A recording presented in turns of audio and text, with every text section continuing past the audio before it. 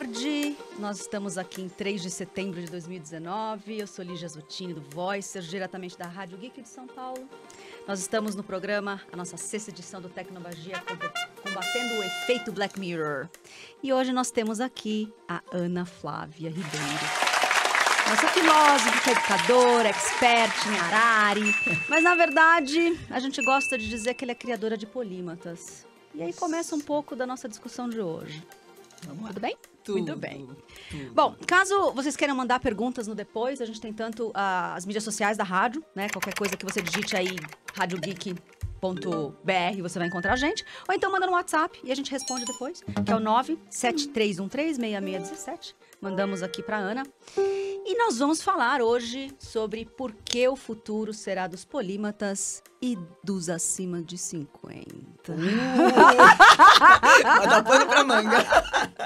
Muito bem. Aninha, é uma honra ter você aqui. Obrigada, eu que agradeço o convite, tô muito feliz. Gostamos demais da sua capacidade de fundo, né? Eu brinco que você é o tipo de pessoa que eu gosto porque vai na fratura exposta de cada tema que você ama. Polêmicos, né? É, vamos que vamos. Bom, conta um pouco você, como é que chega uma pessoa a ser isso daí, que metade das coisas que eu descrevi provavelmente as pessoas não entendem, e por que que futuro, polimatia, essa questão etária, enfim, digital, computacional, tecnológica, o que é isso tudo junto na sua vida, aqui na minha frente? Tá bom, vamos lá. Eu acho que é importante, antes de mais nada, a gente posicionar e dividir o que é realmente a polimatia. Então, polimatia é a habilidade ou a capacidade de desenvolver múltiplos aprendizados simultaneamente ao longo da sua vida. Perfeito. A gente acha que é um troço moderno, né? Não, não é. Não é.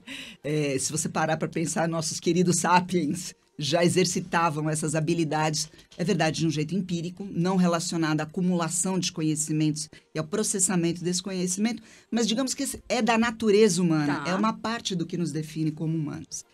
E, na verdade, eu acho que, assim, o grande polímata, ou o primeiro grande polímata declarado foi Aristóteles, né? Ok. O cara inventou biologia, ele era um baita de um colecionador e taxonomista, deu as bases das ciências naturais e é o filósofo que a gente sabe que é. E eu acho que a busca da polimatia, ou a busca do conhecimento, na verdade, ela vem ao encontro de algumas coisas que são perguntas eternas. E é quase como dizer assim, no passado a gente tinha figuras que tinham essa característica e eles eram grandes expoentes que perduraram, são vivos até hoje. Isso. Só que agora é como se fosse um renascer dessa história. É correto eu afirmar que nós teremos polímatas em massa? Com certeza. Que é talvez isso seja a diferença do que foi no passado? Com certeza. E que se atribui a isso? Então, acho que você tocou no ponto sensível, né? O que a gente fala, né? Do profissional 2.0, da pessoa 2.0. Eu não gosto de colocar dentro do âmbito profissional, porque a gente precisa separar conhecimento de educação, né? Tá bom. Mas o que acontece?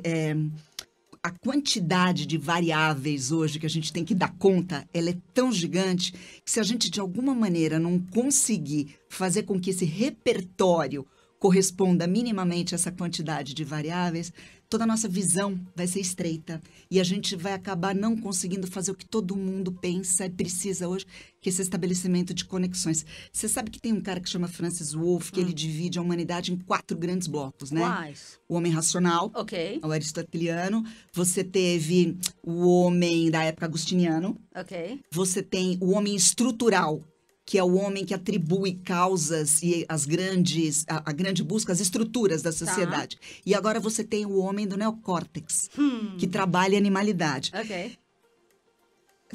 E assim, é difícil, mas eu acho que a polimatia, ao tentar buscar a resposta tanto do o que a gente está fazendo aqui, mas por que a gente está aqui, ela está nessa busca, usando o conhecimento para unir essas pontas. Perfeito. Dá um exemplo da sua própria vida.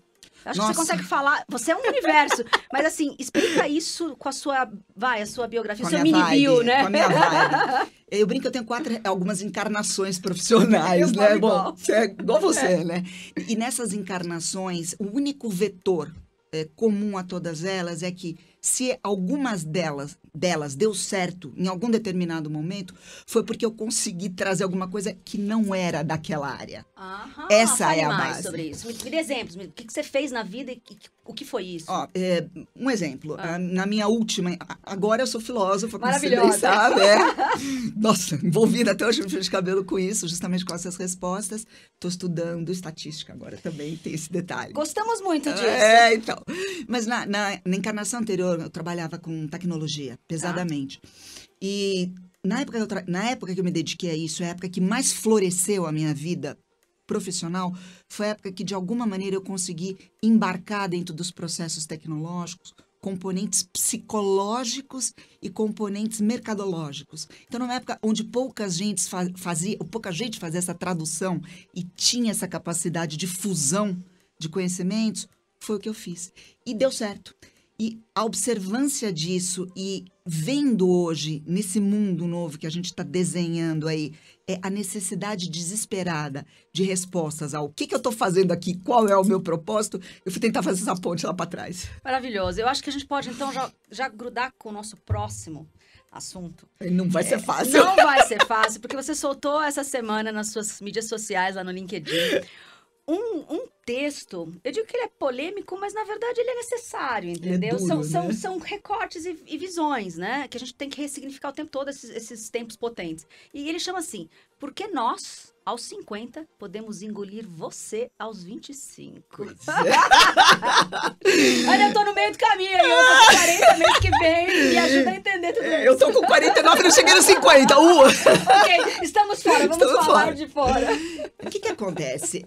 Você falou uma palavra-chave, potência, né? A gente está acostumado a associar potência a uma palavra de cunho sexual. Sim. Potência está associada a libido, e libido tem a ver com pulsão de vida. Uhum. Nós fomos ensinados, mais do que vivemos, que a geração com mais de 50 anos, ou quando começasse a cumprir 50 anos, ela ia encarar uma situação de passividade e fragilidade. Ok.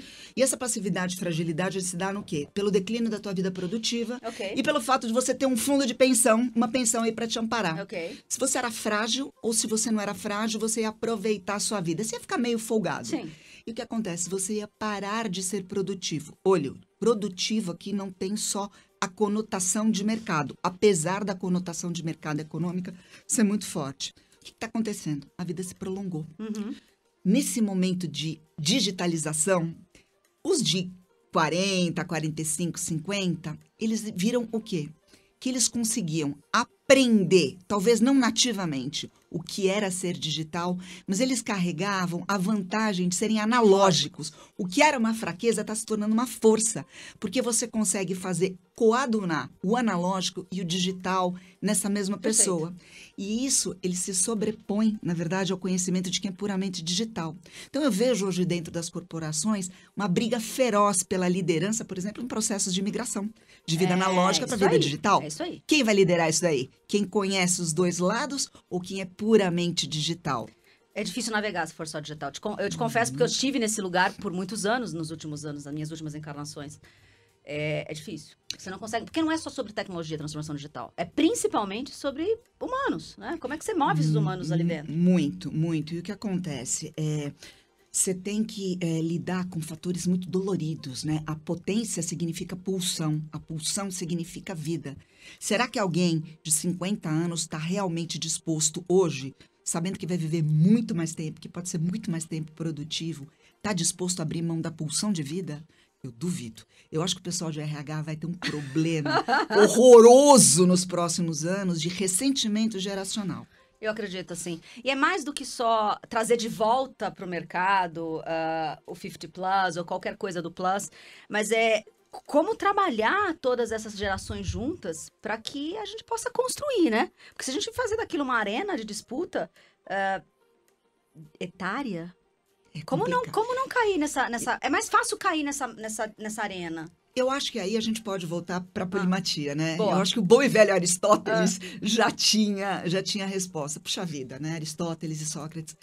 Cara, assim, eu não consigo te dar uma resposta coletiva para isso. Mas eu parto do pressuposto que qualquer resposta coletiva parte da tua postura perante aquela situação. Então, se você não sabe o que fazer naquela situação, talvez você tenha que parar e fazer a primeira coisa possível, que é se conhecer a você mesmo. Conhece-te a ti mesmo. Volta pra polimatia.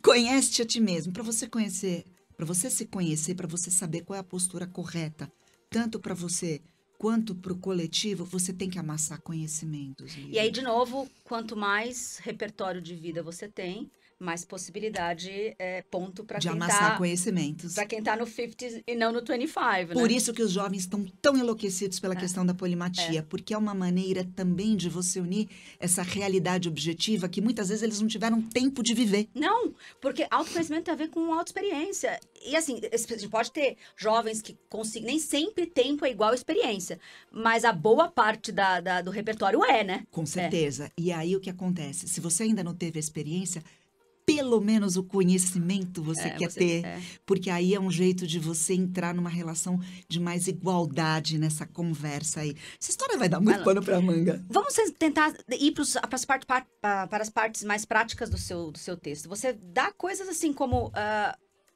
eles têm agora um target específico de coisas que eles querem fazer, consumir, se expressar, trabalhar. Quem está produzindo coisas, desde user experience, vai por esse lugar, porque ajuda a aterrissar a miopia. Você até fala de miopia geracional. Com certeza. Vai por aí, porque a gente ajuda a aterrissar. Eu acho que assim, fatos são sempre bons, né? Eu não estou estudando estatística, ou Sim, tentando pelo menos à toa. Vamos olhar, estatística no Brasil é meio ruim, é um negócio complicado, mas assim, se a gente fizer uma transposição para a situação americana, 80% da renda americana, ela é concentrada na decisão na mão de quem tem mais de 50 anos. Isso eu assustei no seu... São 8 trilhões em 2015 de dólares. É muita grana. É muita grana. 80% da renda americana é pilotada por quem tem mais de 50 anos. Esse tipo de vetor é o vetor que a gente fala que tem que ser levado em conta na hora de você fazer uma composição qualquer, seja de um produto, seja de um projeto de vida, porque você tem que falar com esse pessoal, só que não mais na situação da passividade. Não é isso, porque a potência dessas pessoas, ela é muito grande, ela vai bater de igual para igual na geração de 25. Então, se eu sou um cara de 25 anos que faço uma user experience, a última coisa que eu vou me preocupar é botar o tamanho do teclado, porque meu pai é míope. Porque não é isso, cara. Seu pai é um cara potente, sua mãe é uma mulher potente. Eles não se identificam com senhores e senhoras na praia, de cabelo branco, dando tchauzinho pro horizonte. Porque eles ainda estão no auge da capacidade de realização, competindo com a sua. Então, essa visão é a visão que eu acho que é interessante a gente começar a desenvolver na galera. Maravilhoso. Tanto quanto desenvolver, ensinar para quem tá chegando ou quem tá nessa faixa etária, o real momento também das suas coisas. Para não ficar aquela coisa de Odin e Thor. Né? Total. Sou o Deus pai que vou matar o Deus filho. E dá-lhe martelada, né? E dá-lhe martelada. A gente não precisa entrar nessa coisa mítica. A gente tem que saber trabalhar com isso daí, porque é uma coisa que, se bem feita, traz muita felicidade, uma capacidade de realização muito grande. O que não pode cair demais nem para um lado nem para o outro. E o que a gente vê hoje em dia ainda é algo que a gente chama um ageísmo, um eidismo, um pré-conceito em relação a isso, trazida pela ideia de que quem tem mais de 50 anos está perdendo a potência. E se a gente imaginar que... se a gente não vai ser a geração que vai passar dos 100, já tem nascidos que vão. Isso quer dizer que provavelmente tudo que você está reportando agora de primeiras pesquisas, isso vai se acelerar à medida que 50 anos quer dizer que eu vou ter pelo menos mais 50. Olha, Lígia, esse problema... Tudo de novo. E essa é uma questão que, assim, de novo, eu não consigo te responder numa questão de conhecimento objetivo. Um guess, um insight, um palpite que eu tenho para isso é que sim, essa questão da vida mais longa, né? Em termos práticos, de viver mais tempo, vai trazer essas questões mais intensas. Talvez um jeito legal de olhar isso seja entender que o conhecimento e a vivência, elas podem ser objetivas, que é o tempo, mas elas podem ser subjetivas também. Porque o tempo subjetivo, no fundo, ele não tem tempo. A realidade subjetiva, ela não tem tempo. Então, essas construções paralelas, em matéria de conhecimento, são importantíssimas. Perfeito. E aí que entra uma questão como, desenvolve a tua polimatia, não só em matemática, física, biologia, mas vai estudar psicanálise, vai estudar história. Vai ter uns repertórios muito diferentes. Esses repertórios diferentes vão te fazer olhar essa questão de duas maneiras diferentes. A tua realidade objetiva, que é essa do tempo, da passagem dos anos, e a subjetiva, que vai te ajudar a lidar com isso, eu acho, de uma maneira um pouco mais serena, um pouco mais tranquila, um pouco mais feliz. Você acha que dá pra gente fazer? E aí eu tô aqui co-criando em cima das suas reflexões. Existe todo um movimento também de, já que eu vou ter mais tempo, eu vou ter mais potência, tudo isso que tá vindo também nas idades mais jovens, por exemplo, a gente não tem mais que decidir tão rápido. A faculdade, nem sequer a gente não sabe que tipo de curso vai sair por aí, sendo importante pro futuro. Tem os uncolleges, as pessoas ficam um tempo, saem do colegial e ficam um tempo sem estudar. Uma série, não quero casar antes dos 30, antes um ou outro ficava pra tia, que é depois dos 30. Hoje tem uma galera falando, cara, e assim, não vou querer me decidir também, porque eu tenho que casar com 30, ter filho com 35, porque senão biologicamente eu não posso. Você acha que essa tendência da potência perdurar de um lado da cadeia por mais tempo vai permitir que a gente tome decisões menos atropeladas nesse início, que precisava ser atropelada porque a vida era curta? Eu acho que tem que, né? É por isso também que eu insisto tanto na questão da polimatia, de múltiplos aprendizados. O que acontece? Isso que você está falando, de que curso que eu vou fazer, o que eu vou estudar, está muito ligado não ao conhecimento, mas à educação. Exato. E a gente sabe que a educação está mudando, né? Exato. E aí existe até, enfim, hoje, questões como é que eu posso fundir exatas ciências e biológicas numa coisa só? Isso tem a ver com essa questão de não ser mais necessário segregar e segmentar o conhecimento. Então, assim, eu acho que não só a gente precisa como fazer isso, eu acho que assim, não vai ter jeito. A gente vai ter que fazer isso sob pena de não conseguir conter uma explosão de ansiedade e de uma bagunça coletiva. Mas pelo que eu estou vendo, as coisas estão se encaminhando para isso. Cada vez mais a gente está saindo desse processo de entender conhecimento como educação segregada, né? Uma coisa pós-industrial, né? Segregada pelo que o mercado te dá, e mais como um merge. E isso vai te dar o repertório necessário para você lidar com essa realidade objetiva. Mas eu insisto, a realidade subjetiva é fundamental. Ana, não poderia não usar a oportunidade de perguntar, porque você trouxe para mim aqui o conceito de polimatia, que é esses múltiplos conhecimentos com repertório baseado em experiência e busca e educação pessoal ao longo de uma jornada. Você trouxe também toda essa parte a gente vai manter a potência por mais tempo. E você então fala de conhecimento, autoconhecimento como chaves de polimatia para os dois lados. Sim. E você é uma pessoa que estuda Arari, né? Eu não posso não perguntar pra você, por que diabos todo mundo que de alguma forma tá lá estudando futurismo, as escolas de futurismo, tem essa coisa, esse pé no autoconhecimento, esse pé no... Por que a 21ª lição do Arari é meditação? Por que você acha que esse barato tá nesse povo que é futurista? Tá, eu acho que tem duas coisas aí, tá? A gente, logos... É aquilo que eu te falei. Logos é razão e logos é linguagem. Então, a gente tem que tomar muito cuidado como a gente se expressa, porque os conceitos tendem a se misturar e eu vou tentar separar um pouquinho. Espiritualidade não tem a ver com autoconhecimento. São coisas completamente diferentes. Eu acho que o autoconhecimento, a gente está vivendo uma situação, Lígia, onde tudo se acelera. E a gente vive o mercado. A gente vai para o hipermercado. Não o hipermercado do seu bairro. Sim. Mas uma situação onde tudo é mercado.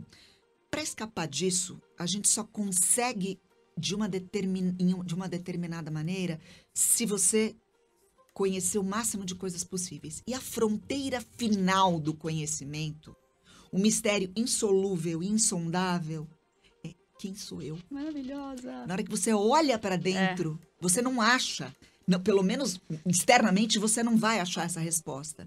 Tanto é que o estudo de filosofia, se eu puder recomendar alguma coisa para alguém na vida, larga tudo e vai, né? Estudar filosofia. Porque a fronteira final é essa. Ele é o mistério de verdade, é a fonte de onde reside questões da transcendência, da felicidade, da infelicidade, as respostas do onde eu tô, por que eu tô e o quem sou eu.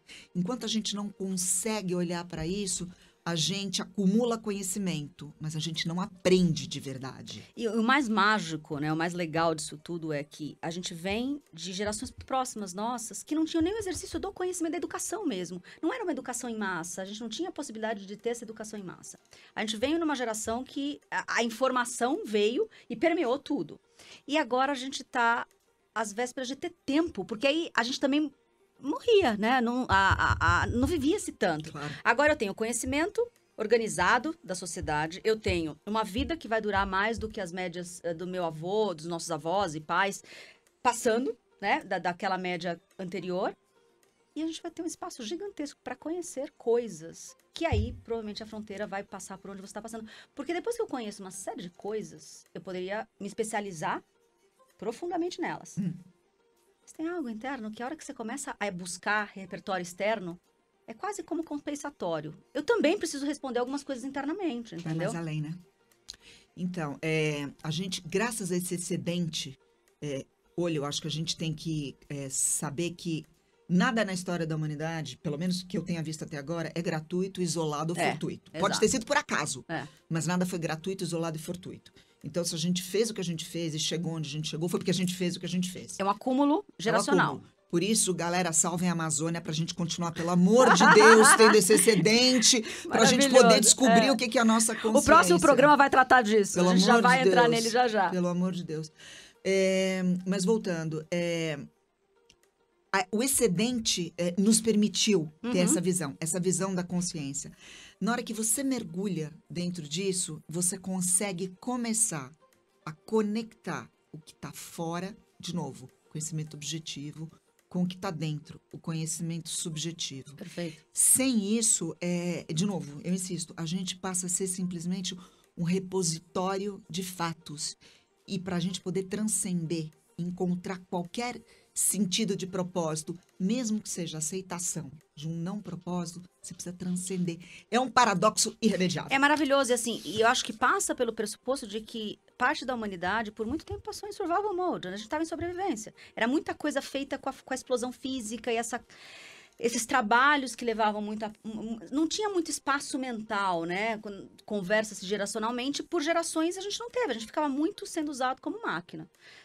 A hora que eu tenho esse espaço como humanidade interno, onde as máquinas vão fazer boa parte daquilo que levava a minha energia externamente, vão ser tempos incríveis daqui pra frente. Você sabe que eu sou uma evolucionária ferrenha, né? Sei, eu já tive brigas homéricas em relação a isso. Eu acho que, assim, é irremediável, na verdade.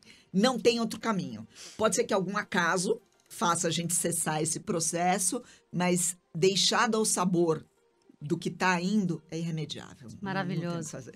Gente, eu conversei aqui hoje com a Ana. Eu acho que o papo ele permeou por polimatias, talvez você nunca tenha ouvido falar, mas é essa capacidade de ter um repertório de conhecimento e experiências que te faz um ser plural. A gente questionou aqui se a vida toda vai se perdurar e vai ter muito mais potência a partir dos 50 e não depois dos 50, Opa. e o quanto tudo isso vai durar. E Ana, tem alguma mensagem final? Se você tivesse que dizer algo para perdurar, por onde iríamos? Ai, tudo que há de sábio, eu acho que sábio na língua, em linguagem, já foi falado. Eu vou recorrer ao bom e velho, conhece-te a ti mesmo. Maravilhosa! Gente, esse foi um programa aqui diretamente da Rádio Geek de São Paulo. Se você pegou o finalzinho, o meinho, enfim, ou então quer contar para alguém esse programa, ele está nas mídias sociais da Rádio Geek BR, e a gente tem também nas mídias do Voicers, podcast, YouTube, Facebook, todas as formas de encontrar essa mensagem inteira. Muito obrigada, Ana. Beijos. Muito obrigada.